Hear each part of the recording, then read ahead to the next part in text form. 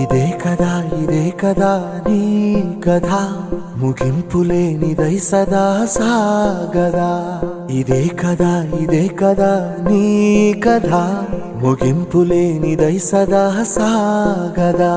నీ కంటి రెప్పలంచున మనస్సు నిండి పొంగిన ఓ నీటి బిందువే కదా నువ్వెతుకుతున్న సంపద ఒక్కొక్క జ్ఞాపకానికి 100 ఏళ్ల ఆయువుందిగా ఇంకెన్ని ముందు వేచనో అవన్నీ వెతుకుతూ పదా మనుష్యులందు నీ కథ మహర్షిలాగా సాగదా మనుష్యులందు నీ కథ మహర్షిలాగా సాగదా